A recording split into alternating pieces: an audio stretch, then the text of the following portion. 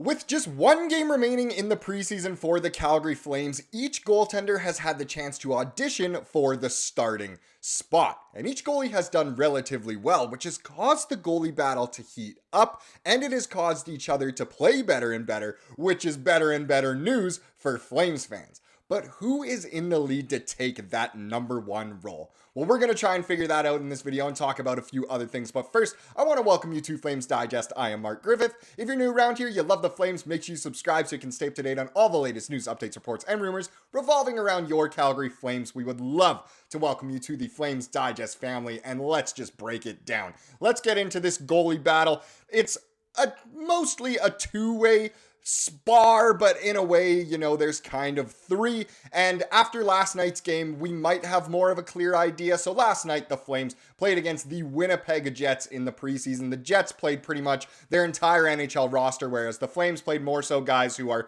fringe NHLers, guys who are trying to get onto the team.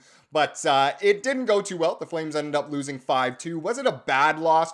No, the score was a lot worse than it actually was, but again, a loss is a loss. But it did spark a big conversation about the tendies. So if we jump into an article here from the Calgary Herald, I believe written by Daniel Austin, this was one of the things he took away from the game. So a solid 60, the season long, already 2-ish words in, I guess. Does a hyphenated word count as one word or two? I don't know, let me know in the comments. But either way, the season-long battle. He's already saying that it's not going to be solved in training camp or the preseason of who gets that number one spot. It's going to be a season-long battle, so strap in.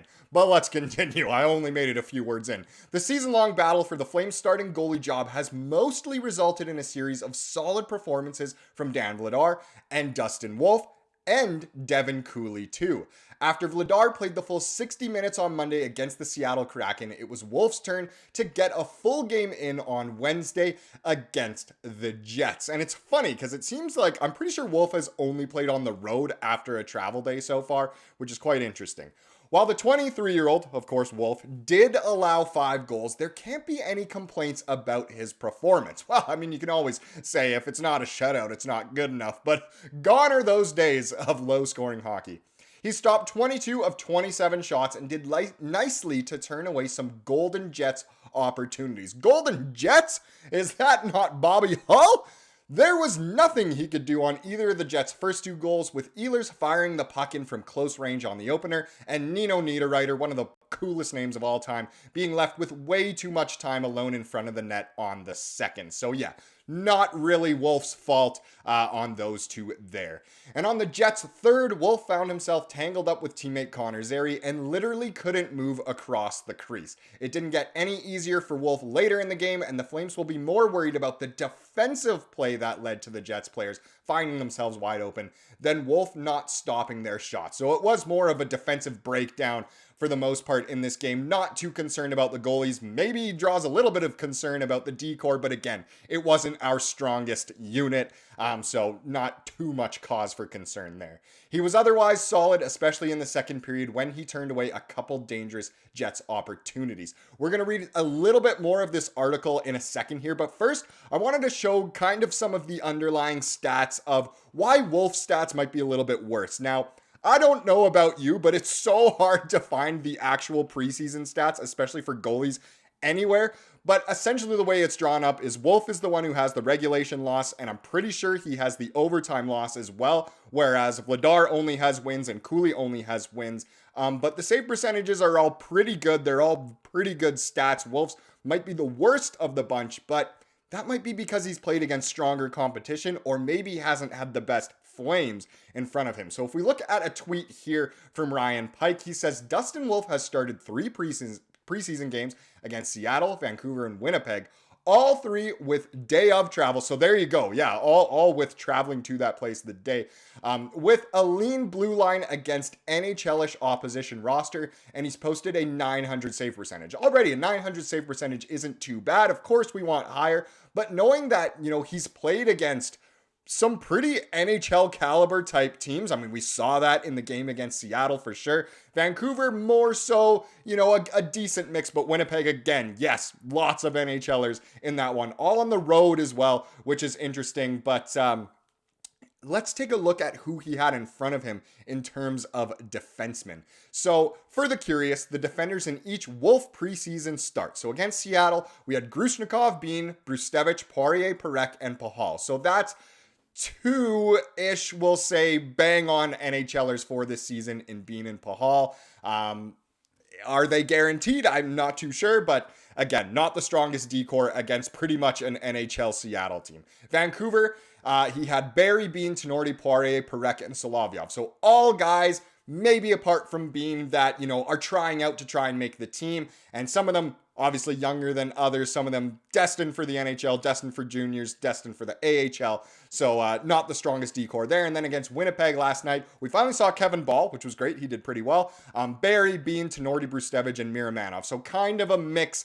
Still not a decor you'd expect to keep up with pretty much an NHL caliber roster, and lo and behold, they didn't. So interesting here. If you're more on the side of, Vladar's played better, he should get the starting spot. Well, he's played against quite a bit easier competition with better Flames in front of him, whereas Wolf has kind of had to stand on his head at times against NHL type players with more so of an AHL defense in front of him. So I don't know. I'm fine with either. I'd be happy to see either take the starting spot. And Cooley has been great as well, but he's pretty much destined to start in the AHL at this point. But either way, very interesting, and we'll of course keep our eye on that. Let me know who you think should be the starter. But to wrap this chapter up, at this point in camp, both Wolf and Vladar have played well enough to give Flames brass confidence if either of them is in the crease. True, they've played really well. A betting man would probably put his money on Vladar being the game one starter. Is that based on performance? Is that based on experience? I'm not too sure.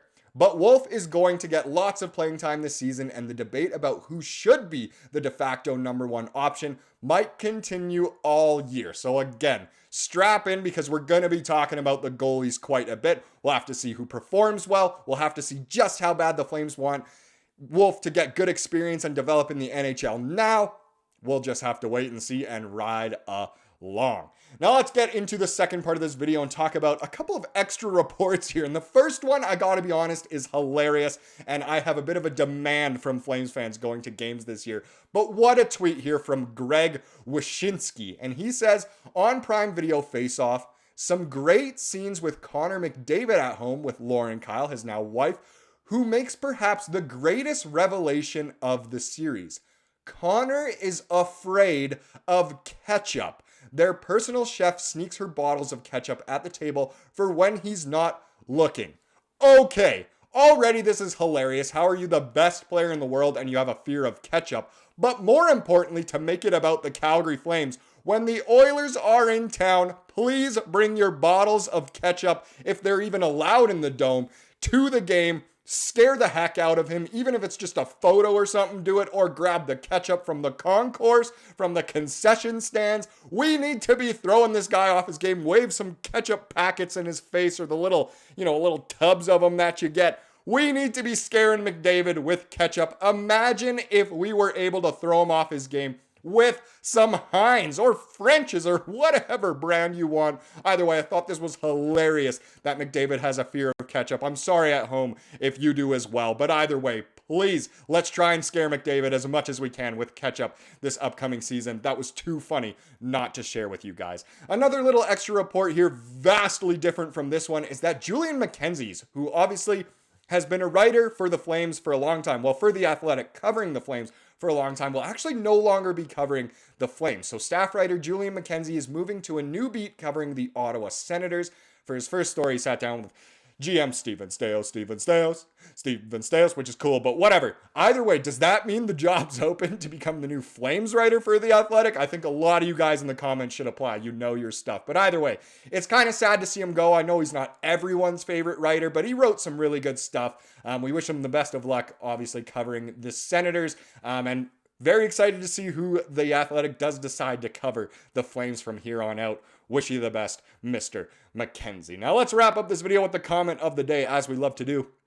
And this one came from yesterday's video, and it comes from, of course, a regular around here, Mr. Colin Kruzanowski. And he said, I think Conroy made a no-brainer of a decision on signing Barrie to a PTO. Not only is he a solid vet to learn from, but if he plays the way he's known, for when we're going to get a very nice return for a simple PTO. His game has been solid so far in both ends, so I'm digging it. Let's not forget, this upcoming draft is said to be the best in recent years, so it's the perfect time for picks/rebuild. And that's totally true. Why not bring Barrie on, even if you just end up selling him for more assets? Is he going to go for a first rounder? No, of course not. But even bringing in, some lower end picks, if you put that in a package, you can get a higher pick. And why not? If the Flames are going to be bad, might as well ship out all the veterans once again, get as high of a pick as you can, because this draft is going to be a good one. Thank you so much for watching this video. Please subscribe to what you saw here today, and have a wonderful rest of your day.